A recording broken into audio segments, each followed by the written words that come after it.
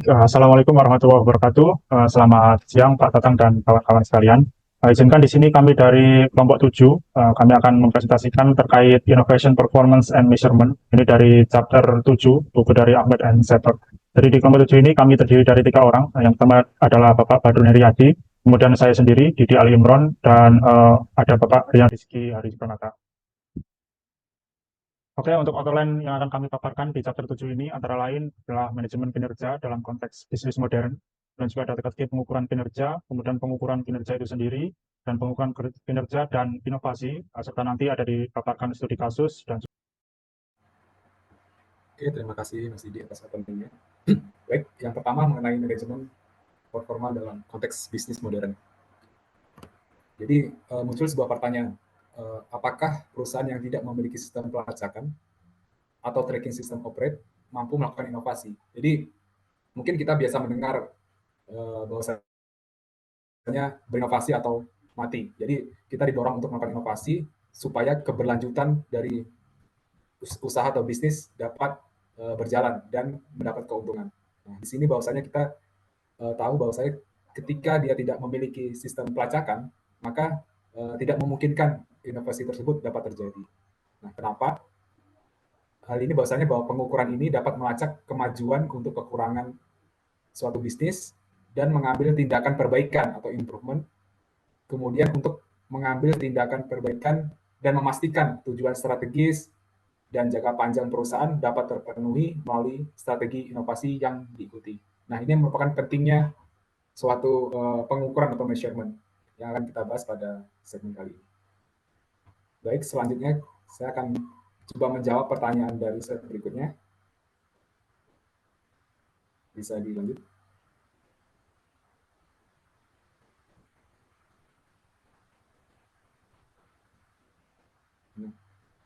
Kemudian timbul pertanyaan, dari seberapa pentingnya pengukuran pada sebuah inovasi atau bisnis modern.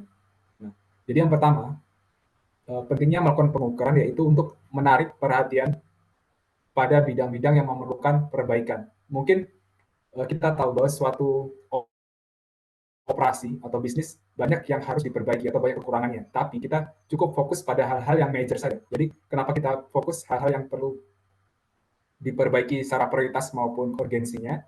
Karena ketika kita melakukan semua perbaikan pada semua segmen, maka otomatis banyak resources yang akan terserap, otomatis cost akan meningkat dan waktu atau lead time juga akan bertambah. Maka kita hanya fokus-fokus pada hal-hal yang dikira itu perlu dilakukan perbaikan segera. Dan yang kedua adalah pengukuran ini dapat menyoroti area dengan kinerja dan kekuatan yang tinggi atau high performance and strength. Nah, jadi kita dapat tahu sebagai tolak ukur mana bagian unit bisnis ataupun operasi yang memiliki tingkat kekuatan tersendiri. Jadi bisa menjadikan tolak ukur atau benchmark. Jadi dapat diduplikasi atau diterapkan ke bidang dan bisnis lainnya. Yang ketiga adalah hal ini memungkinkan perbandingan dilakukan terhadap kinerja historis dan juga kinerja relatif terhadap kompetisi atau historical performance and competition. Nah, jadi kita dapat mengevaluasi dan mengukur dari kinerja kita di masa lampau terhadap capaian kita pada saat ini. Dan harapannya kita pasti akan melakukan yang terbaik atau melakukan improvement di kedepannya. Dan juga kita juga bisa memetakan kondisi kompetisi di lingkungan bisnis dengan menggunakan metode pengukuran ini. Dan selanjutnya adalah hal ini memunculkan dampak buruk dari implementasi strategi. Nah, jadi kenapa menjadi buruk? Jadi ketika kita salah menerapkan pengukuran terhadap objek yang kita ukur, sebagai contoh manusia yang kita ukur di suatu struktur ataupun organisasi, apabila tidak tersampaikan dengan baik akan menimbulkan kekakuan terhadap individu tadi dan juga akan menyebabkan ketidaknyamanan pada seseorang karena menjadi objek yang diukur kinerja ataupun performa di dalam suatu bisnis. Dan ini menyebabkan implementasi strategi menjadi terhambat, ya, menjadi dampak buruk bagi suatu bisnis. Dan yang terakhir adalah menyoroti kesenjangan antara tujuan dan pencapaian aktual. Nah, ini biasanya suatu perusahaan atau suatu bisnis dia sudah menerapkan planning tujuan di tahun yang akan berjalan. Sebagai contoh, planning di 2025 itu sudah dibuat sekitar atau diajukan sekitar di awal tahun, dan nanti di pertengahan tahun akan direview bagaimana capaiannya, dan selanjutnya di tahun berikutnya bagaimana 1 tahun berjalan, apakah tujuan itu di atas target capaiannya atau di bawah. Nah, apabila di bawah, kita punya referensi untuk melakukan perbaikan. Nah, jadi yang perlu digarisbawahi di sini bahwasanya suatu pengukuran tanpa pengukuran itu menyebabkan manajemen menjadi bermain melakukan permainan di dalam suatu kegelapan. Maksudnya adalah seseorang tidak tahu apa yang sedang dilakukan, seberapa baik dia melakukan hal tersebut, dan apakah hal yang dilakukan tersebut penting. Nah, jadi inilah pentingnya suatu pengukuran. Bisa dilanjut. Nah, dengan kompleksitas yang tinggi dalam suatu pengukuran di bisnis atau organisasi, akan timbul teka-teki pengukuran performa. Nah, hal ini dipengaruhi dari aktivitas yang dikumpulkan dari individu ke kinerja organisasi ataupun dari tujuan strategis ke target individu. Nah, maka menimbulkan kesulitan dan teka-teki yaitu sebagai berikut. Yang pertama adalah pengukuran jika tidak dilaksanakan dengan baik, maka dapat menimbulkan kontraproduktif dan menimbulkan kekakuan terhadap objek yang diukur ataupun suatu unit yang sedang dievaluasi. Dan yang kedua adalah sistem pengukuran dan metrik harus dibangun dengan hati-hati. Nah, jika terlalu banyak metrik dan pengukuran yang dilakukan, sangatlah mudah bagi organisasi untuk menjadi lumpuh akibat pengumpulan informasi. Jadi, ada kecenderungan resiko terhadap informasi yang salah ketika pengumpulan data. Dan yang ketiga adalah pengukuran melalui penilaian objektif. Bisa sangat mengungkap namun menimbulkan rasa takut bagi orang yang diukur. Nah, ini perlu disampaikan dengan cara yang jelas dan detail untuk hal-hal yang terkait dengan pengukuran. Dan yang keempat adalah proses dengan unsur manusia sangat kompleks untuk diukur. Terutama perilaku melacak pengukuran karena dalam banyak kasus perilaku didorong untuk memaksimalkan indikator kinerja dibanding efektivitas prosesnya. Dan yang terakhir adalah ketika pengukuran dilakukan dengan skala yang sangat kecil atau sangat besar, hal ini akan menambah kompleksitas dan tantangan di suatu unit bisnis. Lanjut. Nah, jadi ada satu kasus mengenai tantangan integrasi dan penyelarasan Vodafone. Nah, jadi muncul suatu pertanyaan. Jadi peran apa yang dapat dimainkan oleh pengukuran kinerja dalam menyelaraskan dan mengintegrasikan operasi Vodafone untuk menjadi inovator yang mampu menghadapi pasar. Nah, jadi sebenarnya yang perlu kita tahu bahwasanya Vodafone sendiri di pergantian kepemimpinan yaitu CEO-nya yaitu di tahun 2003 oleh Arun Sarin. Nah, beliau melakukan metode pendekatan untuk mengintegrasikan semua unit bisnis yang telah diakuisisi oleh Vodafone. Jadi beliau mencoba di awal karirnya untuk membuat suatu pertemuan dan ini dengan tujuan untuk menyebarkan misi operasional Vodafone secara langsung dengan mempertemukan 68.000 karyawan grup di 28 negara berbeda. Nah, melalui jaringan nirkabel, baik berupa email maupun webcam. Nah, metode yang digunakan untuk menyelaraskan misi dari operasional yaitu dengan menggunakan metode konsensus, di mana mendorong pengambilan keputusan secara kolektif supaya membangun kepercayaan, menciptakan kepemilikan atau ownership dan komitmen bersama di struktur grup dari Vodafone. Nah, jadi di dalam sebuah bukunya Vodafone dia mengatakan bahwasanya salah satu hal terbaik tentang Vodafone adalah kami melakukan tolak ukur di semua segmen atau sebagai benchmark ya untuk mengukur churn ataupun tingkat persentase dari pelanggan yang meninggalkan jasa layanannya. Jadi pelanggan yang tidak menggunakan jasa Vodafone lagi. Jadi diukur, kemudian mengukur pendapatan, kemudian mengukur biaya akuisisi, lalu dia menampilkannya dalam sebuah grafik. Nah, grafik ini direview bersama-sama di dalam sebuah pertemuan ini. Nah, dan hasilnya adalah Sarin ini, CEO dari Vodafone yang baru, dia memberikan feedback yang baik kepada perwakilan bisnisnya di negara yang berbeda. Sebagai contoh di Inggris, kemudian di Jerman dan di Italia. Dan dia menanyakan kepada jajaran direksinya bagaimana menerapkan, apakah ini mungkin diterapkan di bidang bisnis yang di bawah grup naungannya Vodafone.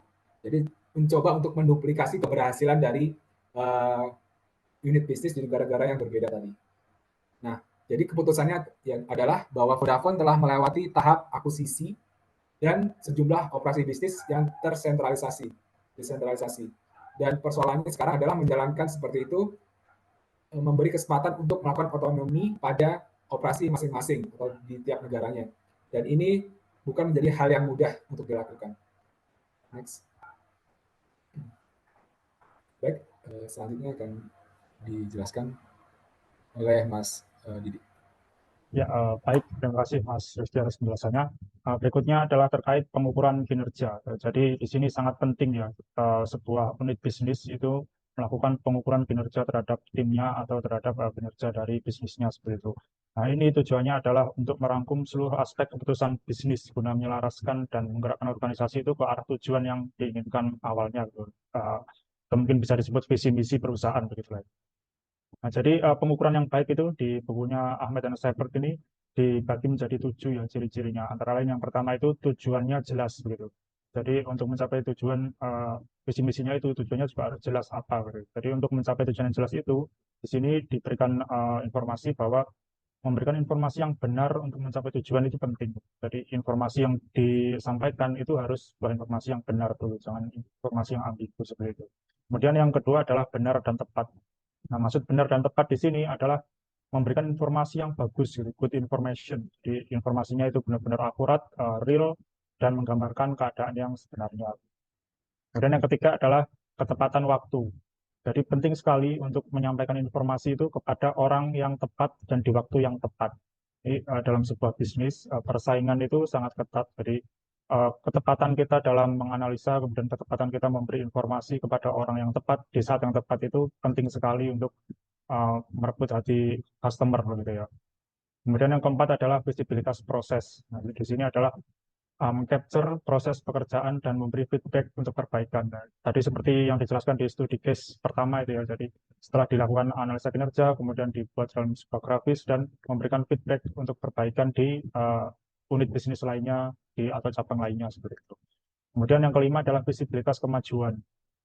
Nah, jadi sebuah unit bisnis ini harus fokus kepada apa yang ada di depan. Jadi tidak stuck hanya apa yang sudah dimiliki sekarang dan menjalankan rutinitas sehari-hari, tapi harus fokus kepada apa yang akan tuju di depan. Nah, untuk mencapai itu, maka yang harus dilakukan adalah berfokus kepada pelanggan atau customer focus. Gitu. Jadi apa yang dimaui pelanggan itu yang harus kita provide sebagai sebuah unit bisnis. Jadi ini yang dilakukan. Kemudian juga yang keenam adalah fokus kepada aktivitas inti. Jadi pengukuran kinerja ini dilakukan sebaiknya tidak pada semua aktivitas yang kita lakukan di perusahaan, gitu ya, tapi berfokus pada aktivitas-aktivitas inti saja yang memang dirasa penting dan menjadi aktivitas pokok. Dan itulah yang dilakukan pengukuran kinerja untuk mengetahui sebaik mana kinerjanya perlu dilakukan evaluasi atau tidak. Gitu. Kemudian yang ketujuh adalah fokus pada perbaikan. Nah, ini sudah pasti bahwa setiap pengukuran kinerja itu pasti akan ada feedback untuk perbaikan di kedepannya gitu.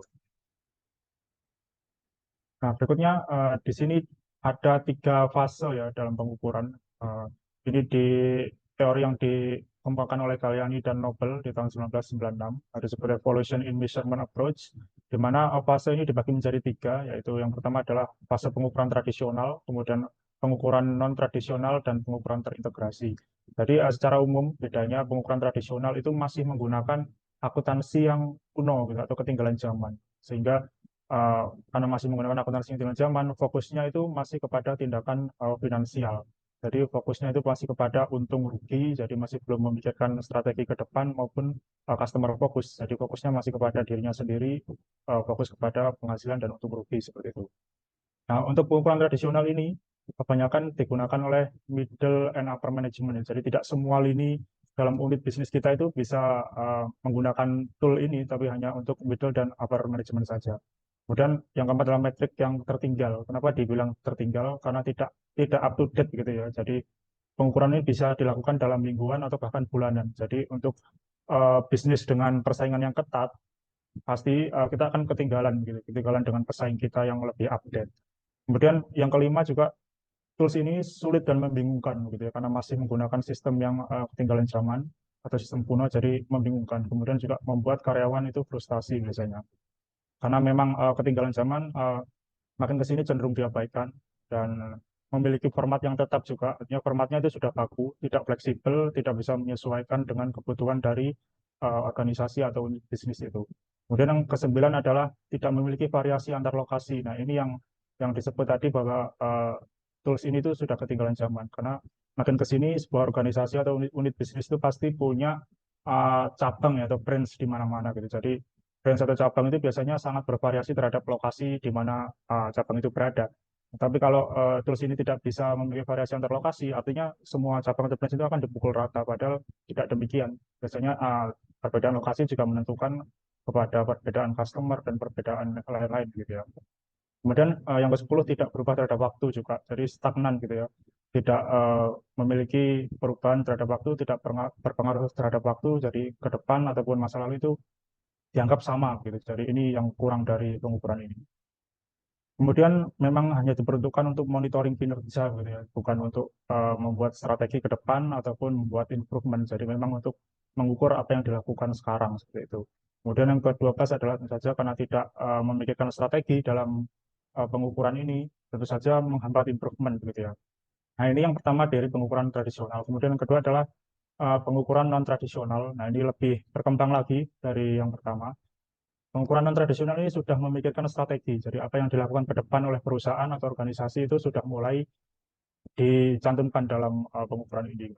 Yang kedua, sudah fokus pada tindakan non-finansial. Jadi sudah tidak lagi berfokus pada untung rugi dari perusahaan, tapi di sini sudah mulai melihat kepada customer fokus. Gitu. Apa yang dimau oleh customer itu sudah mulai dipikirkan oleh mereka. Kemudian yang ketiga diperuntukkan untuk seluruh karyawan, artinya semua lini bisnis dalam hal ini bisa menggunakan tools ini. Tidak hanya kalau tradisional kan tadi middle dan upper management saja, tapi kalau ini seluruh lini bisnis atau lini organisasi atau perusahaan itu bisa menggunakan ini. Kemudian metriknya update. Nah, yang tadi kan kalau tradisional hanya bulanan dan mingguan, kalau ini bisa diupdate per jam atau paling lambat harian. Jadi sangat up to date. Jadi untuk memantau eh, saing atau memantau gimana perilaku customer itu sangat memungkinkan menggunakan ini. Yang kelima adalah sederhana, akurat, dan mudah digunakan. Pasti kemudian membuat karyawan merasa puas karena karyawan sendiri bisa menggunakan tools ini, begitu. Jadi bisa mengukur kinerjanya masing-masing. Kemudian banyak digunakan untuk pengukuran tradisional ini. Dan yang kedelapan tidak memiliki format baku. Jadi sangat bergantung pada kebutuhan, apa yang ingin diukur, apa yang ingin dipantau secara kinerja itu bisa di sini. Tidak seperti yang tradisional tadi memiliki baku, gitu. Jadi sudah ada sistem bakunya. Kalau yang ini sesuai kebutuhan apa yang ingin diukur, disitulah dilakukan pengukuran. Seperti yang tadi, salah satu prinsip pengukuran yang baik adalah mengukur hal-hal yang penting saja, gitu. Tidak semuanya diukur gitu ya. Kemudian yang 10 berubah terhadap lokasi dan waktu tentu saja ya. Jadi ini yang penting seperti yang dijelaskan tadi bahwa kalau untuk organisasi atau unit bisnis yang punya banyak cabang atau branch pasti sangat bervariasi. Eh, Perilaku customer maupun hal-hal lain sangat bervariasi terhadap lokasi. Nah, untuk pengukuran tradisional ini bisa melakukan itu. Kemudian berubah juga terhadap waktu. Jadi dari waktu ke waktu ada improvement, ada hal yang berubah, maka bisa mengikuti seperti itu ya. Dan diperuntukkan untuk peningkatan kinerja, karena memang fokusnya adalah kepada strategi ya, jadi untuk peningkatan ke depan, dan juga untuk peningkatan berkelanjutan. Nah, yang terakhir atau fase-fase yang sudah termutakhir gitu ya, itu ada namanya fase pengukuran terintegrasi. Jadi beberapa tools yang digunakan itu antara lain strategic measurement and reporting technique atau bisa disingkat SMART. Kemudian ada kinerja model kuantum, model pengukuran, kemudian ada balance business scorecard ini yang paling terkenal ya, pasti dari kita sudah banyak yang tahu. Kemudian juga ada sistem pengukuran strategis dan activity based management. Nah, berikutnya ini Dixon di tahun 1990 ini mengidentifikasi 5 karakteristik sistem pengukuran yang baik ya. Yang pertama adalah saling mendukung dan konsisten dengan tujuan dari bisnis itu sendiri. Kemudian yang kedua, karakteristik pengukuran yang baik itu adalah menyampaikan informasi itu melalui serangkaian tindakan yang sedikit dan sesederhana mungkin gitu. Jadi tidak bertele-tele untuk menyampaikan informasinya. Kemudian yang ketiga adalah menjelaskan seberapa efektif kebutuhan dan harapan pelanggan terpenuhi. Jadi memang sudah customer fokus gitu ya. Fokusnya itu sudah kepada kebutuhan dan harapan dari pelanggan. Kemudian yang keempat adalah menyediakan serangkaian pengukuran untuk setiap komponen organisasi. Nah, seperti tadi, sistem pengukuran yang baik itu harus bisa digunakan oleh semua lini bisnis, jadi tidak hanya manajer-manajer saja. Jadi serangkaian pengukuran setiap komponen organisasi itu bisa menggunakan. Kemudian yang kelima adalah mendukung pembelajaran dan perbaikan berkelanjutan tentu saja. Nah, ini sistem pengukuran kinerja diilustrasikan pada diagram berikut ya. Jadi dari misi perusahaan atau tujuan perusahaan atau unit bisnis itu secara keseluruhan, maka dibagi menjadi tujuan-tujuan antara lain bisnis objektif dan bisnis unit objektif. Kemudian dari sini akan dipecah lagi menjadi target yang lebih sempit lagi, antara lain target di budgeting, kemudian project plan-nya seperti apa, kemudian objektif timnya sendiri, kemudian dari individual objektifnya seperti apa. Nah, dari target-target inilah mulai dilakukan performance measurement di sini. Jadi pengukuran kinerja itu berdasarkan target-target tadi. Nah, untuk inputnya dari performance measurement ini bisa dari internal information maupun external information. Internal information itu juga bisa dari finansial dan non finansial. Kalau external information itu biasanya hanya di non finansial saja ya, seperti customer need, seperti itu kebutuhan dari customer itu seperti apa, itu salah satu external input gitu. Nah, kemudian dari performance measurement itu atau pengukuran kinerja, kita bisa lakukan appraisal proses gitu. Jadi bisa disusun lagi penilaiannya seperti apa, kemudian kalau perlu perubahan strategi, perubahan taktik, atau mungkin diperlukan perubahan tim bahkan atau perubahan individual itu bisa dilaksanakan di proses ini gitu. Ataupun sebaliknya, kalau memang appraisal proses yang dirasa strateginya sudah oke, taktikalnya oke, timnya juga bagus, individualnya juga bagus, bisa dilaksanakan sistem reward untuk mereka untuk memacu lagi performanya agar di kedepannya makin baik seperti itu. Nah, berikutnya terkait sistem pengukuran berbasis pada proses dan hasil gitu ya. Jadi penggerak dalam sistem ini memiliki banyak aspek seperti kepemimpinan, SDM, dan sistem itu sendiri, strategi dan komunikasi. Dan ini menyebabkan dua perbedaan sistem di sini. Ada proses based measurement dan outcome result based measurement gitu ya. Jadi perbedaannya antara lain kalau yang proses based measurement ini efektif dan efisien gitu ya. Jadi prosesnya konsisten, dan juga quality of output and process itu diperhatikan.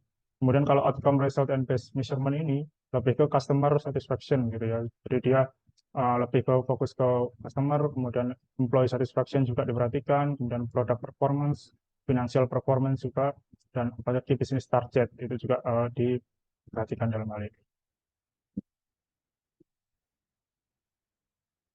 Ya, berikutnya terkait sistem pengukuran kinerja, ini ada beberapa penyebab gagalnya penerapan sistem kinerja ya dalam sebuah organisasi atau perusahaan. Yang pertama adalah gagal dalam mendefinisikan kinerja operasional. Nah, ini juga akan berakibat fatal jika definisi kinerjanya aja seperti apa itu gagal disampaikan kepada unit-unit bisnisnya. Kemudian yang kedua adalah gagal menghubungkan kinerja dengan proses. Jadi kinerja seperti apa, ini tidak bisa dikaitkan dengan proses bisnisnya. Ini juga akan berakibat fatal. Kemudian gagal menentukan batas-batas proses. Nah, sejauh apa uh, job desk-nya dari tiap unit itu harus ditentukan dari batas-batasnya seperti apa, jadi uh, tidak samar begitu ya. Kemudian yang keempat adalah gagal memahami antara pengukuran dan ukuran. Jadi apa yang diukur dan mengukurnya itu seperti apa, ini harus dipahami, jadi agar tidak salah kaprah. Dan kelima adalah gagal membedakan antara upaya dan pengendalian serta perbaikan. Dan keenam adalah mengukur hal yang salah. Nah, seperti tadi yang dijelaskan, salah satu cara efektifnya itu adalah tidak mengukur semuanya, gitu, tapi hanya hal yang penting saja. Jadi jangan sampai mengukur hal yang salah. Kemudian kesalahpahaman dalam menggunakan informasi, juga tadi disampaikan bahwa informasi itu harus disampaikan kepada orang yang tepat dan di saat yang tepat, seperti itu ya. Kemudian yang kedelapan adalah ketakutan bahwa pengukuran akan mendistorsi prioritas, bahwa ada juga ketakutan bahwa pengukuran akan mengungkap kinerja buruk, ini juga menjadi penyebab gagalnya sistem pengukuran. Karena takut bahwa performa buruknya akan terungkap dari pengukuran itu sendiri tidak dilakukan dengan benar. Dan yang ke-10 adalah persepsi bahwa pengukuran akan mereduksi otonomi manajemen. Gitu. Jadi dari manajemen ini bisa ketakutan kalau pengukuran ini dilakukan dan semua lini bisnis bisa melakukan pengukuran, maka otonomi dari manajemen itu tadi bisa tereduksi gitu, karena dari semua lini bisa melakukan pemantauan dan pengukuran. Dan berikutnya ada kerangka kerja dan metodologi ya. Jadi yang pertama adalah business balance scorecard tadi yang sudah disampaikan.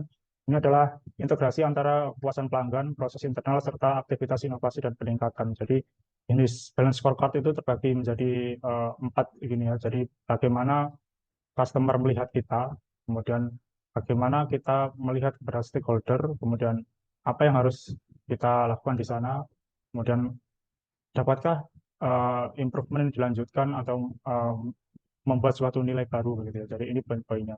Jadi financial perspektif itu adalah seberapa baik kinerja perusahaan menghubungkan dengan keuntungan pemegang saham.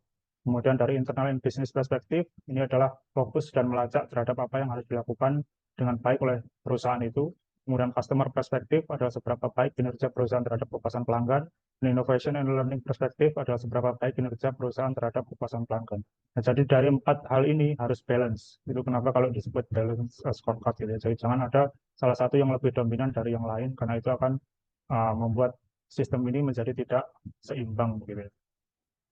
Nah, kemudian berikutnya adalah strategic measurement and reporting technique atau SMART gitu ya. Jadi SMART ini menghubungkan aspek finansial dan non finansial dan berupaya mencapai tujuan strategi dengan menghubungkan antara metrik strategi yang tingkatnya tinggi menjadi metrik operasional yang tingkatnya rendah gitu. Jadi melihatnya adalah dari ujung piramidanya, dari corporate vision sendiri, kemudian di breakdown menjadi market dan finansial, kemudian di breakdown lagi menjadi customer satisfaction, flexibility, dan productivity, dan di breakdown lagi menjadi paling bawah adalah quality, delivery, cycle time, dan WOS, dan ini adalah sistem operasionalnya gitu ya. Jadi SMART ini dimulai dari puncak piramida. Nah, jadi seperti tadi, mulainya adalah dari corporate vision, dengan mendefinisikan dan menggunakan visi perusahaan untuk mengidentifikasi pasar. Ya, kemudian visi ini dipecah menjadi target pasar dan keuangan yang kemudian diterjemahkan menjadi kepuasan pelanggan, fleksibilitas, dan produktivitas. Kemudian tujuan operasi bisnis diuraikan lebih lanjut menjadi tujuan dalam tingkat proses. Dalam hal ini adalah kualitas, pengiriman, siklus, dan waktu atau dan juga limbah atau sisa gitu. Kemudian model pengukuran kinerja kuantum atau KPMM ya. Ini merupakan metode yang digunakan untuk memecah tujuan perusahaan menjadi tujuan yang lebih rendah terkait dengan fungsi dan proses. Jadi dimulai dengan memantau kinerja proses utama, kemudian melacak proses input dan proses output, dan aktivitas prosesnya. Dengan demikian, sistem dapat bertindak sebagai metode perencanaan dan mengendalikan yang terintegrasi. Metrik dalam QPMM ini dibagi menjadi tiga parameter, yaitu kualitas, biaya, dan layanan. Seperti itu. Kemudian yang berikutnya adalah Strategic Measurement System atau SMS. Nah, ini SMS ini dikembangkan untuk membantu manajemen dalam menentukan dan mendapatkan strategi prioritas mereka ya. Jadi langkah-langkah dalam pengembangan SMS ini antara lain, yang pertama pasti tentukan tujuan, apa yang ingin dicapai dulu oleh perusahaan tersebut. Kemudian adalah cocokkan ukuran dengan strateginya. Apa saja faktor penentu keberhasilan yang perlu difokuskan untuk mencapai tujuan, itu yang harus ditentukan juga. Kemudian tentukan ukuran-ukurannya. Jadi ukuran apa saja yang berguna, bagaimana ukuran tersebut bisa memberikan feedback untuk mengambil tindakan perbaikan, dan untuk siapa ukuran tersebut, untuk pelanggan, karyawan, atau manajer, dan lain-lain. Itu juga harus didefinisikan dari awal. Kemudian memprediksi hasilnya, apa yang berubah dan apa implikasinya, itu juga harus ditentukan. Kemudian manajemen komitmen, membangun komitmen, maaf, dan menginspirasi tindakan. Jadi siapa saja yang berkomitmen terhadap proses pengukuran dan mengapa ada pihak yang tidak ikut serta, itu juga harus diperhatikan begitu. Jadi semua lini dari organisasi itu harus berkomitmen dan menginspirasi satu sama lain. Kemudian yang terakhir adalah rencanakan langkah berikutnya. Jadi ini seperti improvement gitu ya, improvement berkelanjutan. Jadi strategi masa depan seperti apa yang akan digunakan itu juga harus didefinisikan dari sekarang. Nah, ini ada studi kasus dua, yaitu mendorong perusahaan dalam menggunakan pengukuran ya. Jadi, penelitian ini dilakukan kepada 27 perusahaan di Inggris. Jadi, menunjukkan banyak perusahaan yang kesulitan memilih tindakan dan target yang tepat untuk performance measurement ini ya. Dari studi ini juga menunjukkan kegagalan organisasi dalam memanfaatkan apa yang diukur. Di dalam penelitian di AS, ada 80% responden percaya bahwa PMSS ini akan membantu mencapai hasil. Namun 65% menyatakan bahwa PMMS ini mereka buruk dan hanya bisa sebagai penetapan strategi saja. Sementara hasilnya sebagai berikut ada 6 item yang disoroti. Yang pertama adalah lebih dari 70% perusahaan di AS menggunakan metode balance scorecard. Kemudian yang kedua, key performance indicator atau KPI juga banyak digunakan. Kemudian yang ketiga adalah praktik penggunaan balance scorecard dan KPI seringkali tidak memenuhi harapan karena sebagian besar pendekatan gagal mengukur kinerja strategis. Dan yang keempat adalah kinerja strategis hanya diukur berdasarkan fakta yang ada. Dan yang lima adalah solusi dari permasalahan tersebut memerlukan upaya pengelolaan berkelanjutan, bertujuan untuk menghubungkan cara penetapan strategi dan penentuan tujuan dan komunikasi. Yang terakhir, yang keenam adalah strategi yang baik saja tidak cukup. Kita perlu mengelola penerapannya dan untuk itu dibutuhkan performance measurement dan manajemen sistem yang efektif. Kesuksesan tidak hanya datang kepada orang yang memiliki peta, tapi pada orang yang mengikuti jalan pada peta tersebut. Nah, itu adalah kesimpulan dari studi kasus dua ini. Nah, saat melakukan perjalanan ini adalah perumpamaannya ya. Jadi saat melakukan perjalanan dengan mobil, kita perlu tahu berapa jarak yang telah ditempuh dan berapa banyak bahan bakar yang kita punya, buat ya. Tapi kita juga harus tahu apakah jalur yang kita lalui ini akan membawa kita ke tujuan akhir. Jadi kinerja organisasi dapat dianalogikan sebagai kecepatan, konsumsi bahan bakar, dan kondisi mobil. Namun pengukuran kinerja strategis adalah tentang seberapa baik kinerja organisasi. Atau dalam analogi ini adalah apakah kita sudah berada di jalur yang benar atau belum. Gitu. Baik, Mas Didi, terima kasih. Jadi untuk selanjutnya itu adalah pengukuran performa dan inovasi ya. Jadi di sini ada input dan outputnya. Jadi untuk inputnya sendiri itu ada development proses performance, kemudian untuk outputnya itu ada di product prosesnya itu development output performance-nya, kemudian di bagian perusahaan itu ada bisnis success-nya ya. Jadi yang pertama itu development proses performance itu mengukur kualitas efisiensi dan efektivitas fungsi pengembangan dalam menerapkan dan menggunakan kompetensi yang mendorong kinerja. Jadi di sini kita ada harapan untuk tim R&D atau research and development-nya untuk selalu mengembangkan proses yang ada seperti itu. Kemudian untuk di outputnya itu ada development output performance itu untuk mengukur kontribusi fungsi pengembang terhadap tujuan bisnis perusahaan. Jadi di sini akan diukur tingkatan dari tim R&D itu sendiri ya. Jadi apakah tim R&D itu akan memiliki kontribusi yang sangat besar terhadap tujuan dari perusahaan. Kemudian yang terakhir itu yang pasti dari tujuan perusahaan itu adalah kesuksesan dari bisnisnya itu sendiri. Jadi di sini perusahaan bagaimana untuk mengukur keberhasilan suatu perusahaan. Jadi misalnya dari market demand-nya ya. Jadi bagaimana suatu perusahaan itu dapat mengembangkan suatu inovasi yang berkelanjutan sehingga dapat menyesuaikan dengan permintaan pasar. Next, Mas Didi. Jadi di sini untuk development proses performance ini di bagian input itu ada dua ya, yang utamanya ada enabling proses, kemudian yang kedua itu ada core prosesnya. Jadi untuk di enabling proses itu dibagi tiga bagian. Yang pertama itu adalah leadership, kemudian ada struktur and system, kemudian ada resources. Jadi untuk leadership ini adalah kepemimpinan kepada manajemen puncak. Jadi bagaimana suatu pemimpin itu dapat memimpin suatu perusahaan dan mengkoordinir suatu perusahaan dengan baik dan mengarahkan ke tujuan yang benar seperti itu ya. Sehingga tujuan dari perusahaan tersebut dapat dicapai secara efektif dan efisien. Kemudian untuk struktur dan sistem ini itu penggunaan struktur dan sistem yang tepat dan efektif. Jadi suatu perusahaan itu diharapkan untuk dapat selalu berkembang menuju ke arah yang lebih baik, sehingga sistem-sistem yang diterapkan dapat memberikan hal-hal yang lebih baik. Kemudian untuk sumber dayanya atau resources-nya itu pengerahan sumber daya manusia dan keuangan. Jadi bagaimana meningkatkan sumber daya yang ada, sehingga secara finansial juga dapat meningkat seperti itu ya. Jadi bagaimana cara menekan pengeluaran yang ada sehingga pemasukan itu didapat lebih baik dengan cara melakukan inovasi. Kemudian di bagian core prosesnya itu untuk proses of innovation-nya. Jadi di sini ada 4. Yang pertama itu concept generation, product development, process innovation, dan technology acquisition. Jadi keempat hal ini sebetulnya saling berkaitan ya. Jadi untuk yang pertama itu adalah pembuatan konsep. Jadi identifikasi konsep produk baru. Jadi perusahaan diharapkan dapat adaptability ya. Jadi memiliki sifat yang dapat menyesuaikan dengan permintaan pasar baru seperti itu. Kemudian untuk selanjutnya itu adalah pengembangan produk. Jadi ini adalah tingkatan yang lebih lanjut dari pembuatan konsep. Jadi setelah dilakukan pembuatan konsep, adanya pengembangan produk. Jadi di sini mengambil inovasi dari konsep yang sudah ada atau yang akan di development dari hal-hal baru ya. Jadi memulai pengembangan dan transfer ke manufaktur dan penggunaannya.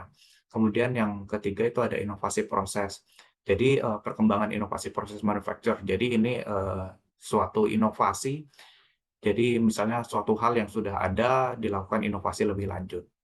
Yang keempat itu pengembangan dan pengelolaan teknologi itu sendiri. Jadi ini adalah teknologi acquisition ya. Jadi bagaimana suatu perusahaan mengembangkan suatu teknologi ke arah yang lebih baik. Jadi misalnya dari keempat hal ini, contohnya kita ngelihat dari iPhone 14 ya. Jadi iPhone 14 itu kalau kita lihat dari hal kecilnya, itu di bagian chargernya dia biasanya brandnya itu beda sendiri, tapi pada saat di iPhone 15 dia ternyata menyesuaikan dengan permintaan pasar gitu. Jadi di iPhone 15 sendiri yang paling berbeda itu adalah di bagian chargernya, yaitu dia menggunakan Type-C. Jadi tidak lagi menggunakan tipe yang biasa digunakan oleh iPhone sebelumnya. Next, Mas Didi.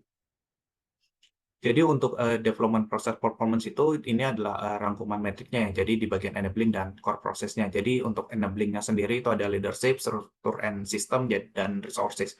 Jadi untuk leadership ini itu bagaimana sih suatu perusahaan menilai tingkat konsistensi dari pimpinannya ya untuk mengarahkan ke hal yang lebih baik.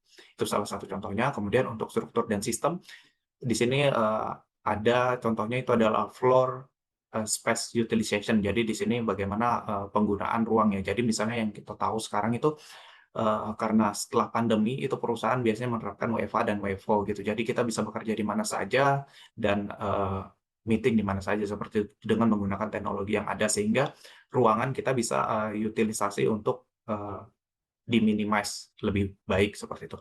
Kemudian untuk resources-nya, jadi di sini kita bagaimana suatu tim itu mengelola antara kebutuhan dan aktualisasinya ya. Jadi harapannya di sini tidak ada pemborosan untuk pengeluarannya sehingga barang-barang yang digunakan memang terplanning dengan baik.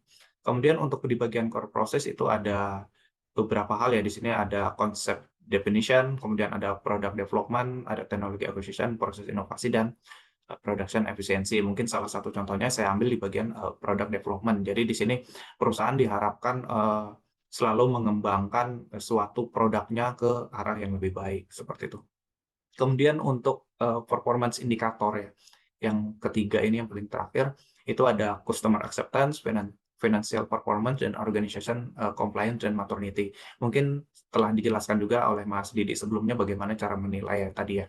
Jadi di sini outputnya diharapkan adalah ada harapan dari customer gitu. Jadi ada tingkat kepuasan dari customer-nya seperti apa, kemudian dari financial performance-nya itu bagaimana sih antara plan dan aktual profit-nya dibandingkan antara perencanaan dan aktualnya. Jadi diharapkan perusahaan ini tetap mendapatkan margin atau profit seperti itu ya. Kita kan tidak berharap suatu perusahaan itu rugi seperti itu.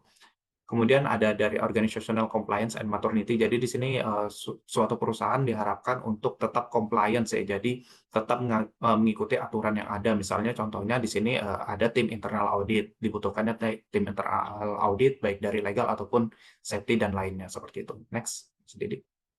Jadi ini yang selanjutnya itu development output performance. Jadi untuk Miles and Snow itu membagi perusahaan menjadi 4 kategori ya. Jadi berdasarkan kecepatan organisasi merespon perusahaan, kondisi lingkungan, dan dengan mengubah produk dan pasarnya. Di sini ada 4 ya. Yang pertama itu adalah prospectors. Jadi prospectors ini biasanya perusahaan itu bersifat oportunis. Jadi perusahaan itu jadi dia berharap untuk menjadi trendsetter yang pertama seperti itu. Jadi dia biasanya profesor ini sangat aktif ya. Jadi dia berani menggebrak pasar. Jadi dia tapi terkadang kalau kita sebagai perintis ya bahasanya seperti itu, terkadang juga tidak selalu berhasil seperti itu. Tapi dia biasanya ini memiliki sifat yang oportunis dan selalu berinovasi seperti itu. Kemudian untuk analyzer ini biasanya mengikut dari yang prospektor. Jadi dia hanya melihat perkembangan pasar, model baru, kemudian dia melakukan replikasi. Jadi yang sudah ada dia lakukan replikasi dan dia kembangkan dengan sedikit inovasi seperti itu. Jadi untuk analyzer ini sedikit lebih bermain aman dibanding prospektor, tapi dia akan mengembangkan produk yang telah dikembangkan oleh prospektor. Nah, kemudian untuk defenders ini perusahaan biasanya lebih main aman lagi seperti itu. Jadi dia hanya bermain dengan produk yang sudah ada. Jadi dia tidak ingin mengambil risiko yang lebih tinggi seperti itu. Jadi dengan produk yang sudah ada, dengan kualitas yang ada, dia harapkan adalah harga yang dia jual tidak mengalami penurunan. Kemudian yang paling terakhir ini reactors. agak sedikit berbeda dengan penjelasannya. Jadi Reactors ini dia perusahaan yang sangat pasif seperti itu. Jadi dia kalau tidak ada apa-apa di perusahaannya itu, ya dia tidak akan melakukan inovasi, kecuali dia sangat tertekan seperti itu. Semakin lama perusahaan ini semakin mengalami penurunan, maka dia akan melakukan pengembangan di kemudian hari. Kemudian di sini juga ada development outcome performance matrix-nya. Jadi dari produknya, kemudian ada marketnya, kemudian yang terakhir adalah dari prosesnya. Jadi dari 3 area ini sebetulnya memiliki contoh masing-masing. Jadi untuk dari produk itu bagaimana tim teknikal itu dapat menurunkan cost pengolahannya ya. Jadi kita lihat misalnya Apple itu memindahkan perusahaannya atau mengembangkan memproduksi produknya di China seperti itu. Kemudian yang produk market ini bagaimana melihat kepuasan dari pelanggan seperti itu. Kemudian untuk yang terakhir adalah proses output performance. Ini bagaimana kita melakukan development pada biayanya ya. Jadi diharapkan perusahaan itu mendapatkan profit yang baik seperti itu. Next. Jadi di sini yang paling terakhir itu adalah firm business performance. Jadi bagaimana suatu perusahaan itu dinilai baik seperti itu atau buruk gitu kan ya. Jadi kalau di sini kita ngelihat dari basic financial measures, jadi ada 2, yaitu dari profit, kemudian dari activity ratio. Mungkin dijelaskan Mas Didi tadi ya, kalau kita hanya melihat dari biaya itu masih masuk ke dalam tradisional seperti itu ya Mas Didi ya. Kemudian untuk di sini dalam melakukan pengukuran sendiri itu perlu adanya pertimbangan sebagai berikut. Yang pertama itu ada aliran proyek yang berkelanjutan kalau untuk perusahaannya secara garis besarnya. Kemudian yang kedua itu memudahkan kecepatan dalam proses pengembangan. Kemudian yang ketiga itu menurunkan biaya pengembangan melalui perbaikan proses. Yang keempat itu mengoptimalkan kemampuan prosesnya dengan menstrukturkan fungsinya agar selaras strategi yang diadopsi. Kemudian yang terakhir itu ciptakan keseimbangan antara proyek besar dan kecil untuk mencerminkan portofolio yang sehat, kebutuhan bisnis jangka pendek, menengah, dan panjang. Next, Mas Didi. Jadi di sini ada studi kasus ya, jadi judulnya adalah Not Always a Number. Jadi kita tidak hanya bisa melihat dari angka, tapi hal tersebut juga bisa dilihat dari tujuan dan aspirasi sebagai metriknya gitu ya. Jadi kita lihat di sini ada misi Apollo tahun 1960, proyek Manhattan, dan perlombaan chip silicon. Jadi di sini pada proyek-proyek ini sebetulnya yang dilihat adalah inovasinya. Jadi inovasi itu sangat didorong bisa didorong oleh percepatan zaman gitu ya. Jadi di sini untuk misi Apollo itu sendiri sebetulnya harapannya adalah mengirimkan pilotnya orang Amerika pertama kali ke bulan seperti itu. Jadi apakah itu bisa dinilai secara angka? Mungkin tidak gitu kan ya. Jadi keberhasilannya adalah sampai ke bulan seperti itu. Nah, dari sini dapat dilihat bahwa inovasi itu tidak hanya dilihat dari top manajemen, tapi inovasi juga pasti didorong dari bawah atau biasanya kita sebut tim-tim engineer seperti itu. Jadi inovasi ini itu tidak selalu bisa dinilai oleh angka seperti itu. Next. Mungkin selanjutnya Mas Rian. Ya, terima kasih. Untuk studi kasus keempat mengenai membuat pengukuran kinerja berhasil.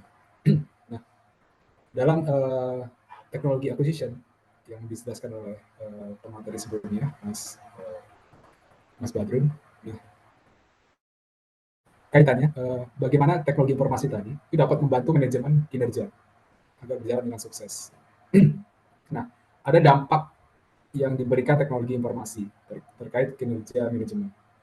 Yang pertama, sebagai contoh pada kasus ini adalah departemen penjualan dan departemen pemasaran. Dia akan mengevaluasi atau mengukur tingkat keefektifan dari promosi yang telah dilakukan. Nah, kaitannya apa?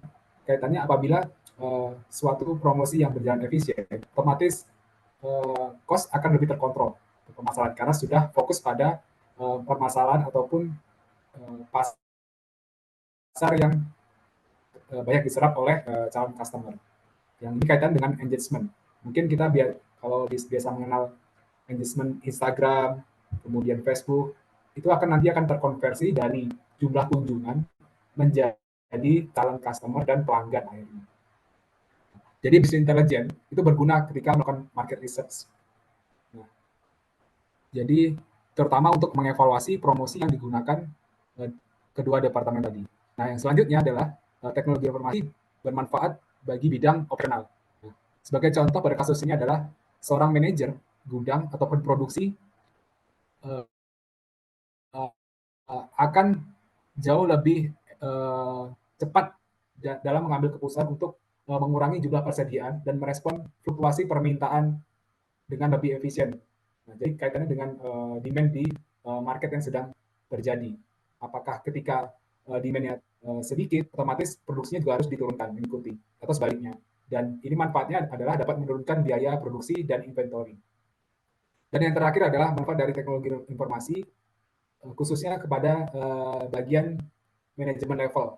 Nah, sebagai contoh, manajer itu akan yang awalnya pada fase pengukuran tradisional, dia membutuhkan data tertentu terkait laporan kinerja, performance, itu cukup membutuhkan waktu yang lama, atau bahkan dia harus menyerap dari beberapa departemen yang berbeda, dan itu membutuhkan waktu. Nah, dengan menerapkan teknologi informasi, harapannya, jadi manajer dapat memperoleh informasi secara real time, baik itu laporan kinerja dan operasi lainnya, dalam suatu yang namanya dashboard, sebagai contoh dashboard Power BI dan lain sebagainya. Dan manajer ataupun top level dapat mengambil keputusan jauh lebih cepat dan lebih akurat dan presisi. Nah, dan itu semua diukur, inovasi yang diterapkan ini tadi, itu diukur menggunakan balance score dalam kasus ini. Di mana balance score, sebagaimana telah dijelaskan, bahwasanya ditemukan oleh Profesor Harvard Robert Kaplan dan konsultan David Norton pada tahun 1990, dan menggunakan 4 indikator kinerja. Yang pertama ada finansial, mengukur revenue dari perusahaan, kemudian bisnis proses, ini terkait dengan operasi internal, baik bisnis maupun secara umum. Kemudian customer, ini hubungannya terkait dengan tingkat kepuasan customer atau customer satisfied. Dan yang terakhir adalah organization capacity, terkait dengan pertumbuhan dan perkembangan dari organisasi. Nah, dengan menggunakan balance score tadi, ini harapannya dapat mendorong, dapat mengarahkan strategi perusahaan, kemudian dapat memberikan aksi ataupun tindakan terhadap keputusan yang akan dilakukan, dan merubah perilaku dari sistem pelaporan, dan tujuan akhirnya dapat memberikan hasil dari suatu bisnis. Jadi seperti itu. Next, kesimpulan. Mungkin pertanyaan kedua yaitu adalah kesulitan dan tantangan dalam mengembangkan dan menerapkan sistem manajemen kerja yang sukses itu seperti apa. Jadi ada beberapa yang menjadi kesulitan. Yang pertama adalah waktu yang cukup panjang, terutama karena kompleksitas dan keberagaman yang harus diukur. Kemudian studi kasus karena beragam kasusnya, dan dalam penerapan manajemen kerja yang lebih tepat bagi setiap unit bisnis. Dan yang kedua adalah memberikan stimulus tambahan berupa insentif. Dan jadi suatu pengukuran ataupun penerapan performa yang baru itu agar cepat terserap, rupanya harus diberikan stimulus berupa insentif. Nah, otomatis perusahaan harus menyiapkan kos tambahan untuk memberikan apresiasi ataupun remunerasi bagi objek yang akan diukur, sehingga dapat menjalankan manajemen kinerja yang sukses. Nah, tantangannya apa? Tantangannya menurut Mr. Mark, organisasi harus mempertimbangkan teknik yang dikenal sebagai prisma kerja, yang mempertimbangkan perspektif pemangku kepentingan seperti karyawan, pemasok, dan kelompok penekan. Nah, di samping yang lainnya yaitu adalah pemegang saham ataupun jajaran direksi. Dan yang kedua adalah tantangannya, manajemen kinerja yang sukses harus bergantung pada budaya yang dimiliki, melakukan perubahan dengan benar, dan memastikan bahwa serangkaian indikator baru diterima di seluruh organisasi, baik dari top level hingga struktur yang paling bawah. Dan yang terakhir adalah tantangan teknis terbesar dalam menerapkan manajemen kinerja terletak pada pengambilan data dari berbagai sumber sebagai acuan untuk melakukan pengukuran. Terima kasih. Next. Nah, kesimpulan dari pemaparan yang telah kami sampaikan, yang pertama adalah pengukuran kinerja adalah mekanisme pengevaluasi, mengendalikan, dan memperbaiki kinerja. Yang kedua, pengukuran kinerja menciptakan dasar untuk membandingkan kinerja antar organisasi, proses, tim, dan individu yang berbeda. Yang ketiga, pengukuran kinerja secara tradisional berfokus pada pengukuran keuangan yang dirancang untuk kepentingan pemegang saham. Dan yang terakhir adalah inovasi adalah sarana penting untuk menyediakan informasi yang dibutuhkan manajer untuk melakukan hal tersebut benar-benar secara efektif dan efisien. Terima kasih, saya kembalikan ke Bunda.